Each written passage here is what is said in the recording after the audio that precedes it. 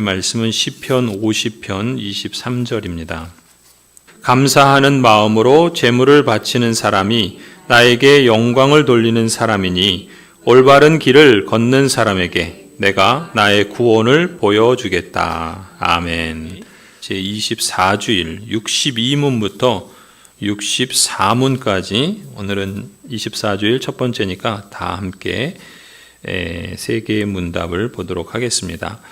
62문 제가 질문을 읽으면 같이 답을 읽도록 하겠습니다. 제62문 우리의 선행은 왜 하나님 앞에서 의가 될 수 없으며 의의 한 부분이라도 될 수 없습니까? 하나님의 심판대 앞에 설 수 있는 의인은 절대적으로 완전해야 하며 모든 면에서 하나님의 율법에 일치해야 합니다. 그러나 우리가 이 세상에서 행한 최고의 행위라도 모두 불완전하며 죄로 오염되어 있습니다.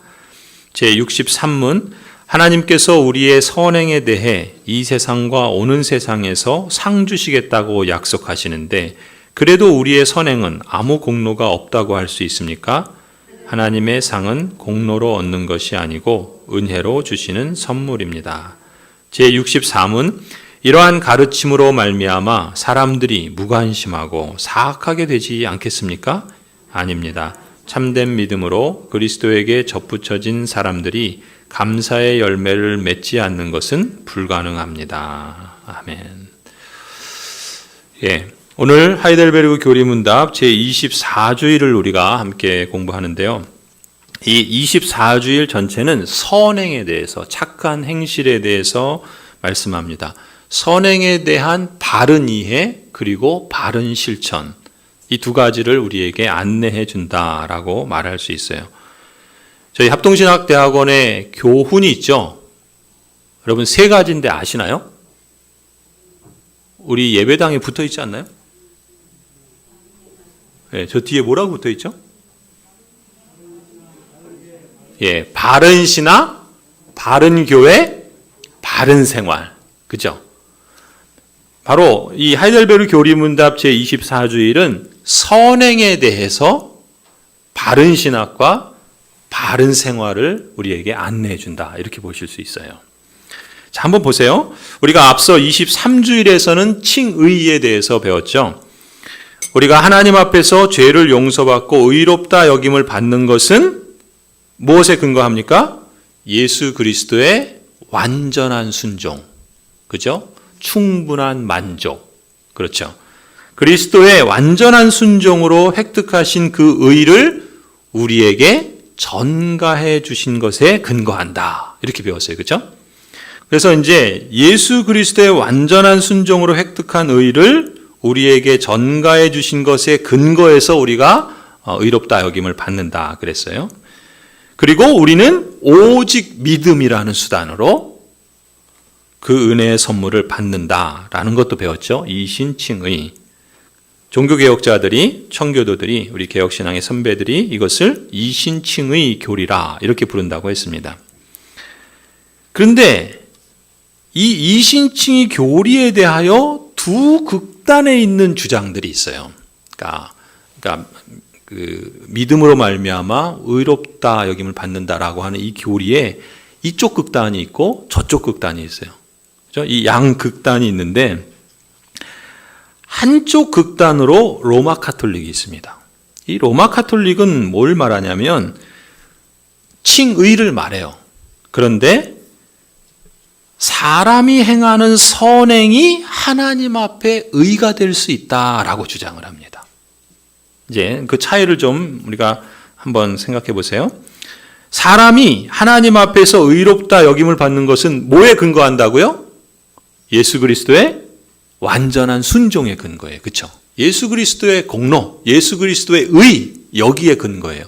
그런데 로마 카톨릭에서는 뭘 얘기한다고요? 예수 그리스도의 인정해요. 그런데 거기다가 덧붙여요. 뭘 붙이냐면 사람의 선행도 공로가 될 수 있다. 이렇게 말한다는 거예요. 이것이 잘못된 거예요. 그러니까 진리가 있는데 그 진리에 거짓을 덧붙이면 이것은 잘못된 거예요. 그런 점에서 그리스도의 공로에 사람이 행한 공로도 칭의, 의롭다 여김을 받는 공동 요인이 된다. 공동 원인이 된다. 이렇게 말하거든요. 이 잘못된 거예요. 쉽게 표현하면 이런 거예요. 그 구원의 그 귀한 선물을 받는데 어떻게 믿음으로만 받을 수 있냐. 그래도 우리가 뭔가 좀 해야 되지 않겠냐. 그럴듯하게 들리죠. 그렇죠? 그러면 안 돼요. 그럴듯하게 들리면 안 돼요. 물론 믿음도 중요하지만 모두 우리의 선행도 하나님 앞에서 의가 될 수 있다. 그러니까 하나님도 행하시지만 그래도 우리도 뭔가 좀 해야 되지 않겠냐. 그러니까 되게 사람을 존중하게 여기는 것 같고 되게 사람을 높이는 것처럼 그럴듯하게 들려요. 근데 성경은 그렇게 가르치지 않습니다. 유럽에서 종교개혁이 진행되고 있을 당시 1545년에서 1563년까지 18년 동안 이탈리아 북쪽의 트리엔트라고 하는 도시에서 로마 카톨릭 회의가 열렸습니다.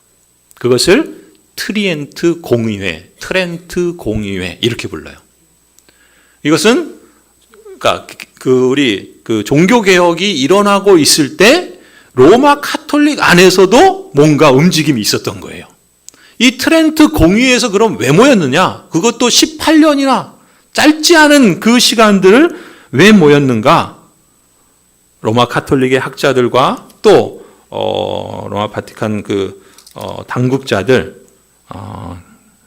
함께 모여서 뭘 했냐면 주요 안건은 두 가지였습니다. 하나, 로마 카톨릭의 기존의 그 교회의 권위를 흔들고 도전하는 종교개혁 신앙을 이단으로 정죄하기 위한 목적이었어요. 그러니까 종교개혁은 잘못된 것이다. 이 신칭이 틀렸다. 이단으로 정죄하기 위한 목적이 첫 번째. 두 번째는 그렇다면 우리 로마 카톨릭 교회의 교리를 종교개혁에서 자꾸 흔드는데 이참에 우리가 우리 로마 카톨릭 교회의 교리를 한번 재정비하자. 이 두 가지 목적으로 모였습니다. 그래서 트렌트 공의회의 결정문을 만들었어요. 그 가운데 한 내용을 제가 읽어드릴 테니까 한번 보세요. 자, 화면에 보여주시겠어요? 이거를 제가 화면으로 안 만들었나요? 그러네요. 이거 빠뜨렸네. 자, 그럼 잘 들어보세요. 좀 더 집중하셔야 돼요. 자, 읽어드리겠습니다. 누구든지 의롭게 된 자의 선행들이, 누구의 선행이요? 의롭다 여김을 받은 사람의 선행들이 오직 하나님의 선물이기 때문에 그것들이 그 사람의 선한 공로가 아니라고 말하거나 예수 그리스도의 은혜와 공로를 통해 행한 선행에 의해서 의롭게 된 사람이 은혜의 증가, 영생, 그리고 그 영생의 획득물을 참으로 받기에 합당하지 않다고 말하는 자에게는 저주가 있을지어다. 좀 길어서 간단히 말하면 이런 거예요. 예수 그리스도를 통해서 그 세례를 받은 사람은 지난번에 뭐라고 그랬습니까? 그 세례 받기 전까지의 모든 죄를 용서받는다고 그랬어요. 그래서 의롭다 여김을 받는다고 그랬어요. 그런데 세례 받고 난 이후에 삶에 대해서는 예수 그리스도께서 의를 행할 수 있는 능력도 주셨다는 거예요. 사람에게. 그래서 세례 받은 이후에 그리스도인은 자신이 행하는 선행이 자신을 의롭게 하는 공로가 될 수 있다라고 주장한 거예요. 그러니까 이걸 쉽게 말하면 이런 겁니다. 세례 받기 전까지는 예수 그리스도의 공로로 의롭다 여김을 받고 세례 받은 후에는 그리스도께 주신 그 능력으로 내가 선행을 행했을 때 그 선행이 나의 공로가 돼서 우리가 구원에 이르게 되는 것이다. 좀 그럴듯하죠? 그래요? 틀린 거예요. 그죠? 근데 트렌트 종교회 공의회에서 그렇게 결정했다는 거예요. 그러니까 여기 이렇게 말하는 거예요. 의롭게 된 사람의 선행이 하나님의 선물이기 때문에 그 사람의 선한 공로가 아니라고 말하면 그런 사람은 정죄해야 된다. 또 예수 그리스도의 은혜와 공로를 통해서 행한 선행에 의해서 의롭게 된 사람이 그 은혜를 증가시킬 수도 있고 영생에 이를 수도 있고 그가 획득한 그 영생을 참으로 받기에 합당한데 자신의 선행으로 그 영생을 받을 만한데 그것이 틀렸다, 그걸 인정하지 않는다, 그런 사람들은 저주해야 된다. 이 사람들이 누구예요? 종교개혁자들이에요.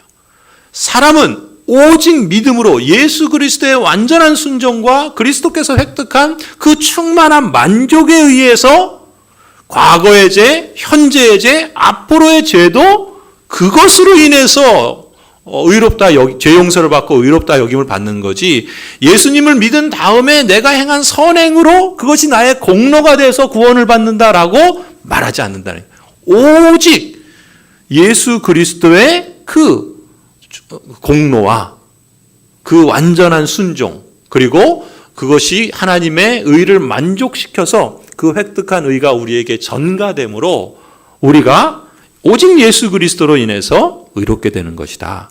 그리고 우리는 그것을 믿음으로 받아들인다.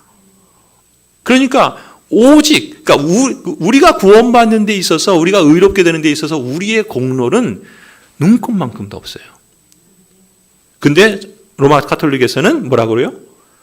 세례 받기 전까지는 예수님의 공로, 그 이후에는 나의 공로. 이게 두 개가 합쳐져서 내가 의롭게 된다, 이렇게 여긴단 말이죠. 그 점에서 이제 한 극단이 있고 또 다른 극단이 있어요. 자, 다른 극단은 뭐냐면 하나님께서 우리에게 예수 그리스도의 공로를 힘입어서 우리를 의롭다 여겨주셨지 않느냐. 우리의 죄를 용서해 주셨고 우리를 의롭다 여겨주셨는데 이처럼 하나님께서 은혜로 다 알아서 구원해 주시는데 그러니까 우리는 그저 믿기만 하면 된다. 우리가 하나님이 은혜로 주신 구원을 그저 믿기만 하면 구원은 따놓은 당상이다. 그러니 우리의 행위는 구원받는데 아무런 가치도 없다. 선한 행위를 하든 그렇지 않든 구원과 상관없다. 이렇게 주장하는 사람들이 있어요. 이 사람은 이쪽 극단에 있는 거예요. 여러분 미묘하죠? 뭐가 틀린 것 같아요? 이쪽의 극단에 있는 사람들은 우리가 여러분 이렇게 표현하면 조금 더 쉬울까요? 어려울까요? 반율법주의라고 그래요. 율법은 필요 없어. 더 가면 더 어려워지는 것 같아요. 우리가 예수 그리스도를 믿고 나서 선행 그거 안 해도 우리 다 구원받을 수 있어. 한 번 구원은 영원한 구원이야. 구원은 따는 당상이야. 믿기만 하면 돼. 우리의 선한 행위에 대해서는 구원과 전혀 상관없어. 그러니까 해도 되고 안 해도 돼. 뭐 안 해도 그냥 이렇게 표현하면 좀 경망스러운데 삐져야 본전이야. 그냥 하나님이 다 알아서 구원해 주신 거니까 다 알아서 구원 받을 거야. 선행을 하면 좋은 거고 안 해도 상관없어. 직분을 받아서 잘 섬기면 좋은 거고 안 해도 괜찮아. 이런 걸 반율법주의라고 그래요. 이것도 하나의 극단이에요. 그럼 뭐가 잘못되느냐? 먼저 이 두 신앙을 가진 교인들이 갖고 있는 공통된 특징이 있습니다. 그건 뭐냐면 이런 경우에 다 그렇진 않겠지만 이런 신앙, 특히 믿기만 하면 구원은 따놓은 당상이야 라고 여기면서 인간의 행위는 상관없어. 선행을 하든 뭐 악행을 하든 구원 받았으니까 이미 천국에 간 거야 라고 말하는 사람들은, 이런 사람들은 종종 상식 밖의 행동을 할 수 있다는 거예요. 그래서 미국의 플러 신학교라는 데가 있는데 여기 이제 리차드 마우라고 하는 교수님이 있습니다. 이분이 책을 하나 쓰셨는데 그 책 제목이 뭐냐면 무례한 기독교예요. 무례한 기독교. 나는 이미 구원받았으니까 내가 선한 행위를 하든 뭐 악한 행위를 하든, 뭐 악한 행위는 아니어도 그냥 선한 행위를 하면 좋지만 그거 안 하고 그냥 내 마음대로 살아도 뭐 순종이 없어도 뭐 아니면 그냥 뭐 악을 범해도 뭐 용서해 주시고 또 받아 주시니까 뭐 괜찮아. 그야말로 무례한 기독교라는 거죠. 여러분 성경 구절을 인용하지 않아도 알 수 있는 말이 있죠. 행함이 없는 믿음은 죽은 믿음이에요. 행함이 그러니까 있어야 돼요, 없어야 돼요? 있어야 돼요. 행함이 없는 믿음은 죽은 믿음이라 알잖아요. 그렇죠? 이제 우리가 뒤에서 보겠지만 64문에서도 뭐라 그러냐면요. 64문 한번 여러분 보세요.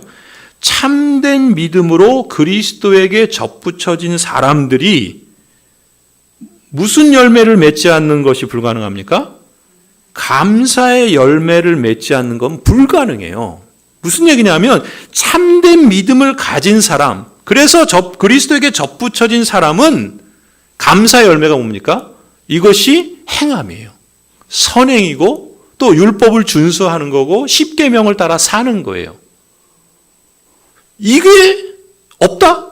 불가능한 거예요. 만약에 그게 가능하다라고 하는 사람은 뭐예요?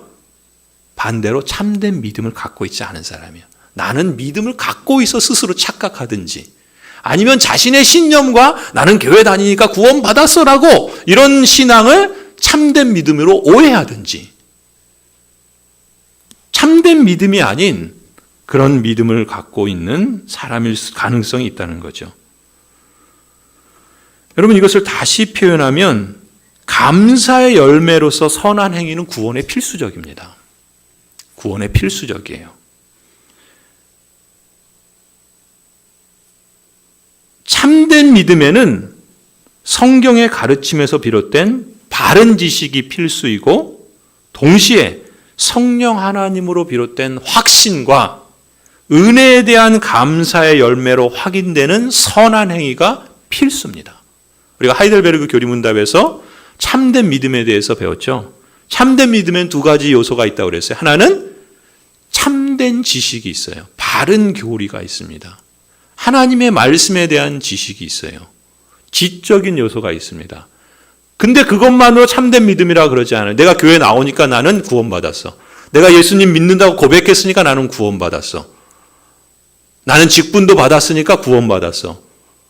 그것이 참된 믿음의 전부가 아니라는 거예요. 뭐가 또 있어야 된다고요? 그렇죠. 적용과 확인이 있어야 돼요. 그게 뭡니까? 하나님의 그 성령 하나님으로부터 주시는 확신이 있어요. 그건 달리 말하면 그 하나님의 그 주신 은혜에 대해서 감사의 열매로 순종으로 선한 행위로 맺게 되는 열매가 있습니다. 그래서 하이델베르 64문에 참된 믿음을 가진 사람이 그리스도에 대한 바른 지식이 있고 성령으로부터의 확신과 또 그 감사의 열매로 드러나는 확인이 있는 사람이라면 감사의 열매를 맺지 않는 건 불가능한 거예요. 근데 감사의 열매가 없는데, 선행이 없는데, 순종이 없는데 나는 참된 믿음을 가졌어 라고 하는 것은 참된 믿음이라는 말 자체가 성립이 안 되는 거예요. 거짓된 믿음이든 가짜 신념, 믿음과 비슷한 신념, 자기 신념이든 아니면 하나님의 말씀을 잘 모르든 그런 점에서 선행은 필수입니다. 행함이 없는 믿음은 죽은 거예요. 그건 달리 말하면 행함이 없는, 선행이 없는 믿음은 거짓 믿음이라는 거예요. 순종이 없는 믿음은 죽은 거예요. 나는 믿는다, 구원받았다 아무리 자기가 주장하고 그렇게 강조해도 죽은 겁니다. 그러니까 이 선행에 대해서 우리가 바른, 그렇다고 해서 그럼 무슨 얘기? 그러면 여러분 오해하시면 이거 자꾸 이제 극단을 봐야 되는데 그렇다고 해서 그러니까 선행을 해야 내가 구원받을 수 이렇게 가면 안 돼요. 이제 우리가 여기서 그걸 하는 거예요. 그 미묘한 차이를 우리가 선명하게 이제 가지게 되는 겁니다. 그것이 우리 신앙을 하나님 앞에 바른 그 신학과 바른 생활을 이루어가는 데 있어서 되게 중요하고 그것이 우리의 바른 교회를 이루어가는 데 있어서 또 아주 밑거름이 되겠죠. 자, 그러면은 보세요.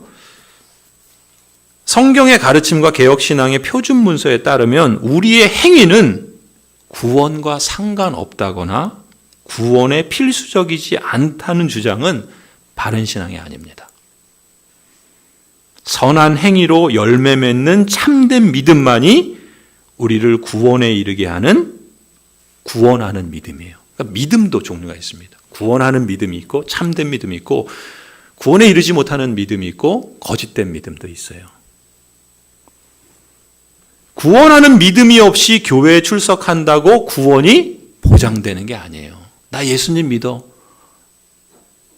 이렇게 말하면 죄송하지만 저도 대학교 때 이제 전철에서 사형리 가지고 제가 인천 살 때 1호선 타면은 이제 신촌에서 신도림역에서 갈아타서 인천을 가거든요. 중앙까지. 그러면 이제 사형리 가지고 1호선 타서 이제 주로 끝으로 가요. 이렇게 열차가 있으면은 맨 끝에 이렇게 문이 닫히는 데 있잖아요. 그쪽은 나갈 데가 없잖아요. 그쪽으로 딱 가요. 그래서 딱 봐가지고 저 사람 괜찮겠다 하면 딱 가서 사형리에 대해서 들어보셨습니까? 이렇게 물으면서 이제 전도를 해요. 하나님께서 당신을 사랑하십니다. 당신을 위한 좋은 계획과 오래돼갖고 이제 그것도 기억이 안 나네요. 우리 전명희 집사님 CCC에서 막 훈련하죠, 그렇죠? 아니에요? 아무튼 왜 제가 이 얘기 왜 하죠? 또 다른 데로 빠지려고 그러네.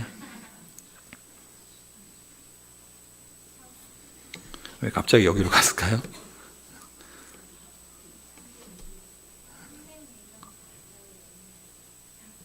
맞아요. 그거 하려고 그랬어요. 그러니까 이제 그때 우리 전도 가잖아요. 이제 전도 가거든요. 이렇게 농촌 이렇게 막 이렇게 전도 가요. 그러면 그때 뭐 하냐면 사형리 가지고 전도해요. 그럼 그때 중요한 게 뭔지 아세요? 전도하고 마지막에 영접 기도라는 걸 합니다. 영접 기도하고 이 사람이 구원 영접합니다라고 하면 계급장 하나 올라가는 거예요. 한 사람 영접했어. 그래서 이제 와서 보고해요. 몇 사람 영접했다고. 이제 그렇게 하나님께서 일하시는 방법이 있어요. 그게 다 잘못되다 틀렸다라는 걸 말하는 게 아니라 그런 거예요. 우리가 사형리를 통해서 전도해서 영접 기도를 해요. 그러면은 그 사람은 하나님께서 구원해 주셨다. 또 그 입으로 믿고 마음으로 믿고 입으로 시인하면 구원받는다. 그러니까 하나님의 사람이 되었다. 구원받다 이렇게 말한단 말이죠. 그런데 우리가 그것은 이제 그런 차원과 수준에서 말할 수 있는 신앙이 있고 이제 우리가 하나님의 말씀을 배워가면서 조금 더 엄밀하게 우리의 신앙들을 이렇게 견고하게 세워가기 위해서 우리가 해야 될 구분들이 있다는 거죠. 분별이 필요하다는 거죠. 구원하는 믿음이 있습니다. 참된 믿음이 있고요. 거짓된 믿음, 구원에 이르지 못하는 믿음이 있어요. 근데 우리가 사람들이 착각하는 건 뭐냐면 내가 믿는다 고백하고 영접 기도만 하면 이제 나는 구원은 따놓은 당상이야 라고 한단 말이죠. 그런데 그것에 대해서 이제 그것이 하나의 일종의 극단일 수 있다는 거예요. 내가 어떻게 살든 나는 한 번 이제 영접했으니까 나는 천국 가. 이렇게 가볍게 생각하는 그 신앙은 과연 바른 신앙인가? 구원하는 믿음인가? 지금 하이델베르 교리문답은 이 점에 대해서 우리에게 점검하는 거예요. 왜 그러냐면 종교개혁 시대에 그 신앙 때문에 많은 사람들이 죽었고 또 잘못된 천주교 로마 카톨릭의 가르침 때문에 많은 사람들이 오히려 그 신앙의 길을 바른 신앙의 길을 가지 못한 경우들이 많았단 말이죠. 그런 점에서 이 신앙을 참된 그 말씀의 교리와 또 우리 개혁신앙의 표준 문서들을 우리가 잘 배우는 것이 참 중요합니다. 그런 점에서 우리의 행위는 구원과 상관없다. 구원에 필수적이지 않다. 이렇게 말하는 건 바람직하지 않아요. 선한 행위로 열매 맺는 참된 믿음만이 오히려 구원에 이르게 하는 믿음이다. 이렇게 말하는 것이 바람직합니다. 그러니까 쉽게 말하면 거예요. 삶의 변화가 없는 신앙생활? 이게 말이 안 되는 거예요, 서로. 소리 없는 외침? 여러분, 외치는데 소리가 없어요? 말이 안 되죠. 근데 삶의 변화가 없는데 신앙생활? 예수 그리스도의 주님 되심을 고백하지 않는 교회 생활? 말과 행실에서 감사와 순종의 열매로 드러나지 않는 신앙생활? 그러한 신앙이 참된 믿음인가를 점검해 봐야 할 때가 있는 것이죠. 여러분은 여러분 자신이 소유한 그 믿음이 어떤 믿음이라고 생각하시는지 한번 늘 우리가 말씀의 빛을 따라서 늘 한번 이렇게 돌아보고 또 거기에 바로 세워가는 게 좋습니다. 그렇다고 막 흔들리라는 게 아니에요. 견고한 신앙을 우리가 세워가자는 것이죠.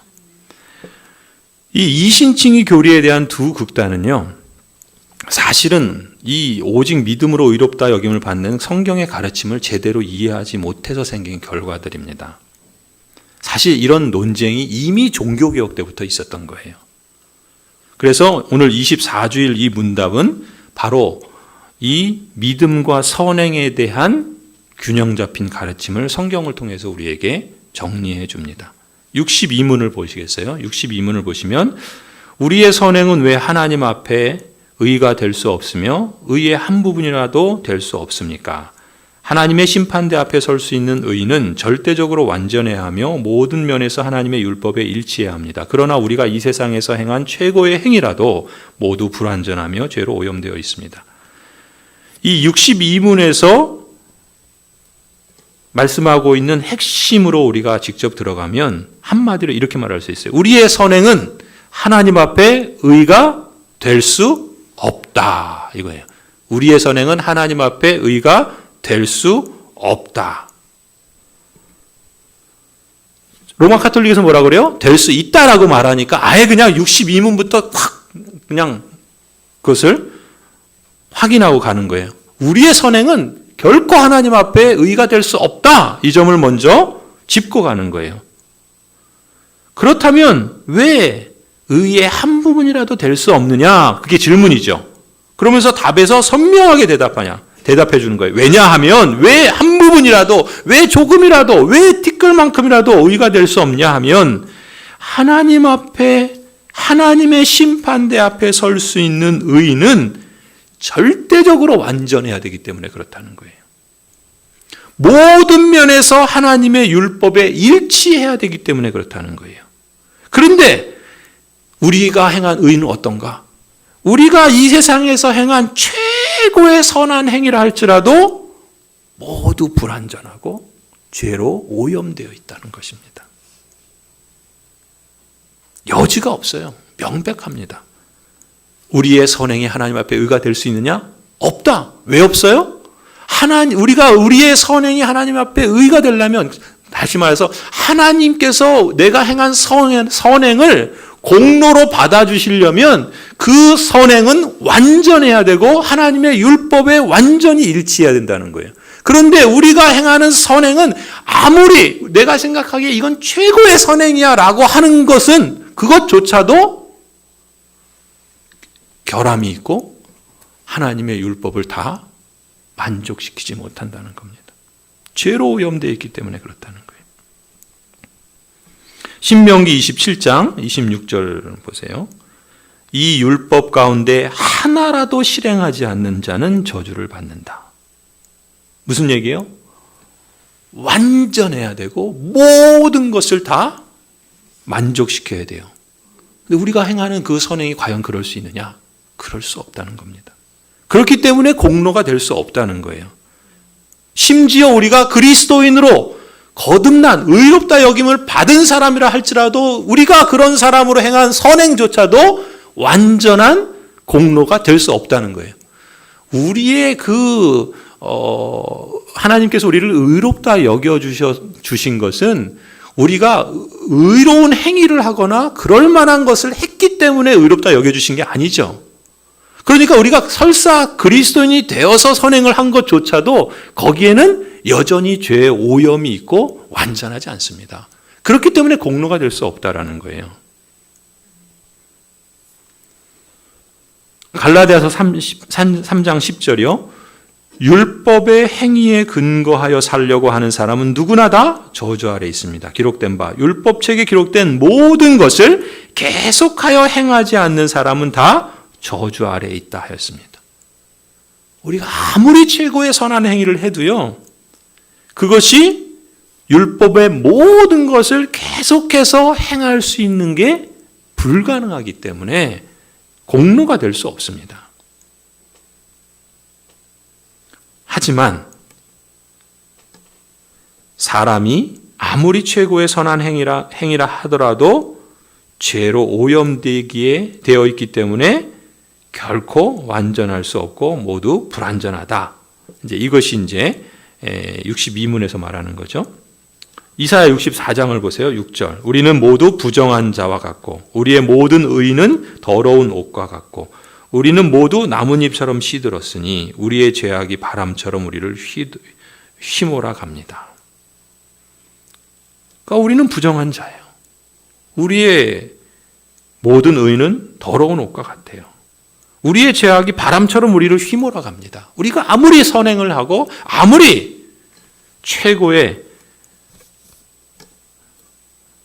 일을 한다 할지라도 결국 오염되어 있고 완전할 수 없으며 그렇기 때문에 하나님 앞에 의가 공로가 될 수 없습니다. 그러니까 어떻게 했어요?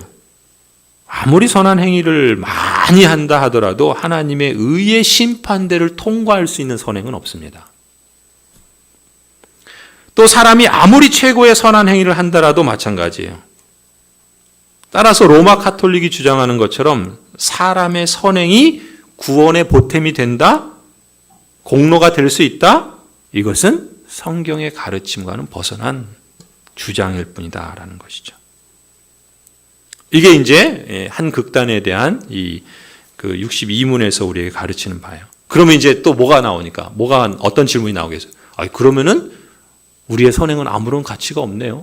아무런 의미도 없네요. 그러니까 내가 선행을 하든 안 하든 하나님께서 우리를 구원해 주셨고 의롭다 여겼으니까 뭐 그냥 내 마음대로 살아도 괜찮겠네요. 이런 질문이 나오겠죠. 여러분, 그리스도인의 선행, 그리스도인의 순종, 여러분 우리가 왜 직분을 사모하고 그 직분을 통해서 하나님을 섬기는 그것을 감사하고 또 그것을 행합니까? 내가 그것을 행해서 그 공로로 하나님의 그 보상을 받으려고요? 내가 이만큼 했으니까 하나님 이만큼 상 주세요. 그런 의미에서 그게 뭡니까? 그게 공로라는 거예요. 내가 권사로 이만큼 봉사했으니까 이만큼 상 주세요. 내가 목사로 이만큼 봉사했으니까 섬겼으니까 이만큼 상 주세요. 이건 뭐예요?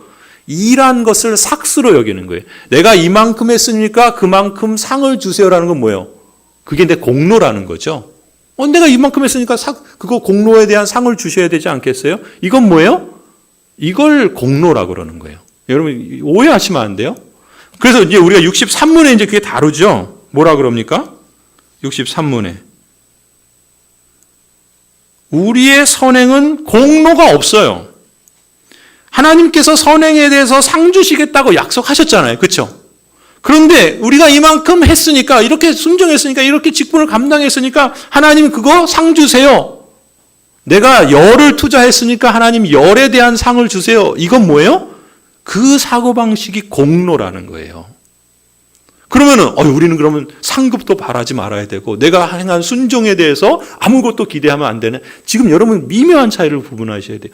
내가 이만큼 했으니까, 내가 목사로 이만큼 섬겼고 내가 권사로 장로로 안수집사로 이만큼 섬겼으니까 이만큼 상을 주세요 하는 것은 자신이 행한 그 섬김이 일종의 공로로 여겨서 공로에 대한 상을 받겠다는 거예요. 성경은 그렇게 말씀하지 않는 거죠. 뭐라고 말합니까? 그 상은 하나님 상 주세요.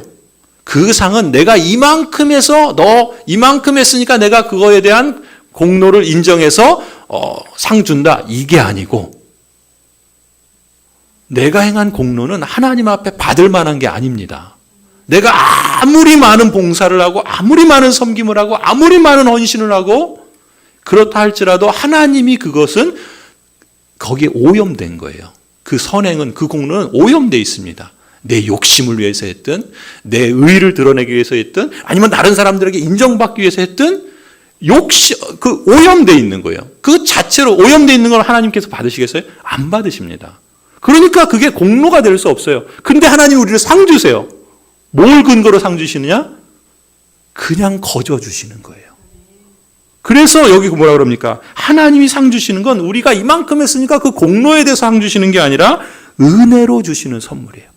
그러니까 이런 거예요. 우리 아이가 아빠를 기쁘게 하려고 뭔가를 막 했어요. 아빠를 즐겁게 해야지. 했는데 보니까 제가 뭐 해놓은 걸 다 망쳐놨어. 근데 상을 줘. 얘가 잘해서 상 주는 거예요? 얘가 아빠를 기쁘게 하려는 그 마음이 참 고상해서 은혜로 상을 주는 거죠. 그런 거예요. 내가 이만큼 섬겼으니까, 내가 이만큼 일을 했으니까 하나님 내가 이런 거에 대해서 이만큼 상 주세요. 그게 공로 사상인 거예요. 이게 로마 카톨릭, 내가 예수님 믿고 나서 이만큼 했으니까 그것에 대해서 하나님께서 공로로 인정해 주셔서 너 잘했다, 구원해 주시든 상을 주시든, 그게 바로 이 극단에 있는 잘못된 공로 사상이라는 거예요. 그래서 지금 63분에 이제 그걸 다루게 되는데, 우리가 거기까지 사실을 가면 다음에 다뤄야 되는데, 아무튼 그러니까 이제 그 근본적인 질문은 뭐예요? 그럼 우리가 순종하는 것, 우리가 직분을 감당하는 것, 충성하는 것, 하나님 앞에 선한 행위를 하는 것, 이건 아무것도 가치가 없냐? 왜요? 앞에 나와서 뭐라고 그랬어요? 우리의 선한 행위는 하나님 앞에 조금도 공로가 될 수 없다 그러니까. 그러면 그럼 무가치한 것이냐? 아무 쓸데없는 것이냐? 안 해도 되는 것이냐? 이렇게 묻잖아요. 그래서 디도서 2장이 나오는 거예요. 디도서 2장을 보시면은 그리스도께서는 우리를 위하여 자기 몸을 내주셨습니다. 그것은 우리를 모든 불법에서 건져내시고 깨끗하게 하셔서 선한 일에 열심을 내는 백성으로 삼으시려는 것입니다. 개역개정을 보면은 그가 우리를 대신하여 자신을 주심은 모든 불법에서 우리를 속량하시고 우리를 깨끗하게 하사 선한 일을 열심히 하는 자기 백성이 되게 하려 하심이니라. 여러분 이 말씀 가만히 잘 보세요. 하나님께서 여러분을 구원하신 목적을 일러주세요. 나를 구원하신, 나를 의롭다 여겨주신 목적을 말씀하세요. 그게 뭐냐면 한마디로 뭐라 그럽니까? 그리스도께서 우리를 위하여 자기 몸을 내어주셨다. 이게 뭡니까? 십자가의 죽으심과 보혈의 피를 의미하겠죠. 그렇죠? 그럼 십자가의 죽으심과 보혈의 피는 무엇을 위한 거예요? 그것은 우리를 모든 불법에서 건져내시고 깨끗하게 하시기 위함이죠. 그렇죠? 그럼 이 말씀은 무슨 얘기예요? 죄와 죽음에서 해방되어 구원받은 저와 여러분의 그 신분과 그 시민권의 변화를 의미하는 거 아니겠습니까? 그리고 그 모든 일을 통해서 하나님께서 의도하신 건 뭐예요? 여러분이, 저나 제가 선한 일에 열심을 내는 백성으로 삼으시려는 데 있다는 거예요. 그러니까 하나님께서 저와 여러분의 삶의 목적과 이유를 어디에 두셨냐면 하나님의 선한 일에 열심을 내는 백성으로 삼고자 하시는 데 있는 거예요. 그러니까 우리에게 선한 행위는 의미가 없습니까? 아니죠. 하나님이 우리에게 예수 그리스도의 십자가를 통해서 구원의 은혜를 주신 것은 우리가 하나님께 선한 행위를 하는 그 일에 열심을 내는 사람으로 만드시기 위해서 우리를 구원하셨다면 우리가 선행을 하는 것이 얼마나 복되고 자연스러운 은혜의 응답입니까? 구원하신 목적이 무엇이었는가? 디도서에서는 선한 일을 열심히 하는 하나님의 언약 백성이 되게 하는 데 있다는 거예요. 선한 일을 열심히 하는 것, 이것이 여러분을 구원하신 하나님의 목적입니다. 그러니까 참된 믿음을 소유한 그리스도인에게 선행은 필수적이에요. 어떤 점에서 필수적이냐? 내가 구원을 선물로 받기 위해서 공로로서 필수적인 것이 아니라 하나님께서 은혜로 내게 주신 그 은혜에 감격하고 감사해서 감사의 열매로 맺는 것이 선한 행위인 거예요. 다르죠? 어떻게 다릅니까? 내가 선한 행위를 해서 나를 의롭다 여겨주시는 게 아니고 은혜로 나를 의롭다 여겨주셨기 때문에 내가 선한 행위를 하는 거예요. 왜냐하면 나를 의롭게 여겨주신 목적이 선한 행위를 하는 사람으로 만드시는 것이 하나님의 뜻이니까 내가 이 하나님의 뜻을 따라서 응답하는 것만큼 하나님을 기쁘시게 하고 하나님께 영광이 되게 하는 게 어디 있겠습니까? 그러니까 우리의 선행은 고귀하고 가치 있고 하나님이 기뻐하시고 영광이 되는 거예요. 그러니까 우리가 직분을 사모하고 순종하고 섬기고 하나님의 뜻을 따르는 거죠. 이제 조금씩 정리가 되죠? 그러니까 자꾸 우리가 어떤 직분과 섬김과 순종과 헌신, 충성 이런 거를 내가 이만큼 했으니까 뭔가를 이만큼 기대하는 것으로 자꾸 나가게 되면 어떻게 되는 거예요? 공로 사상에 헤어나오지를 못하고 있는 거예요. 그래서 뭐라 그럽니까? 보통 내가 해야 할 일을 마땅히 한 겁니다 라고 반응하는 거예요. 근데 그것을 하나님께서 너 잘했다, 착하고 충성된 종이라고 그렇게 칭찬해 주시고 상 주신단 말이죠. 은혜로 주시는 거예요. 성도 여러분, 이처럼 참된 믿음을 소유한 하나님의 자녀라는 증거로서 선한 일을 열심히 하는 언약 백성이 되시기를 축원합니다. 한 가지 유머만 얘기하고 설교를 마칠게요. 저도 이런 거 할 줄 압니다. 한 번은 어떤 도둑이요. 제가 이거 한번 했나 모르겠는데 안 한 것 같은데 어떤 도둑이 시골집에 물건을 훔치러 이제 몰래 숨어 들어갔어요. 근데 밤늦은 시간인데 이제 그 집 사는 사람들이 잠을 안 자고 있었던 것 같아요. 그래가지고 이제 이 도둑이 어쨌든 훔쳐가야 되겠다는 마음을 갖고 이제 쫙 기다리고 있는데 가만히 기다리고 있는데 방 안에서 소리가 나는 거예요. 근데 가만히 들어보니까 어머니하고 아들하고 뭔가 대화하는 소리가 들린 거예요. 근데 그러니까 어머니가 볼멘 소리로 아들아 먹을 것이 하나도 없으니 어쩌면 좋으냐 이러시는 거예요. 도둑이 이제 그걸 듣는 거예요. 그러니까 아들이 어머니 어쩌겠어요. 정 먹을 것이 없으면 똥이라도 먹어야죠. 이런 거예요. 그러니까 밖에서 듣고 있던 이 도둑이 세상에 얼마나 먹을 게 없으면 똥이라도 먹어야 되겠냐. 이런 얘기를 들으니까 이 도둑이 그냥 이게 마음이 저리는 거예요. 이게 참. 그래서 훔치러 왔다가 마음이 저린 거예요. 그래서 자기가 다른 집에서 훔쳐온 거 다 두고 갔다는 거잖아요. 근데 사실은 그 어머니와 아들이 고스톱 치고 있었던 거예요.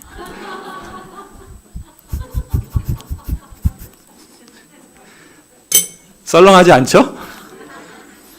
무슨 얘기냐면 여러분 아무튼 도둑놈도 불쌍한 마음이 들면 훔친 것도 이렇게 놔주고 선한 일을 하는데 하물며 저와 여러분은 하늘에 속한 사람들 아닙니까? 그죠? 그 모든 그 신분과 그 영광을 하나님께 은혜로 받은 사람들인데 그잖아요? 이 하나님의 놀라운 구원에 감격해서 존귀하신 그 하나님의 영광을 나타나기 위해서 선한 일에 열심인 그러한 하나님의 언약 백성으로 부르셨다는 것을 우리가 기억했으면 좋겠습니다. 시편 50편 그래서 이렇게 나오는 거예요. 감사하는 마음으로 제물을 바치는 사람이 나에게 영광을 돌리는 사람이다.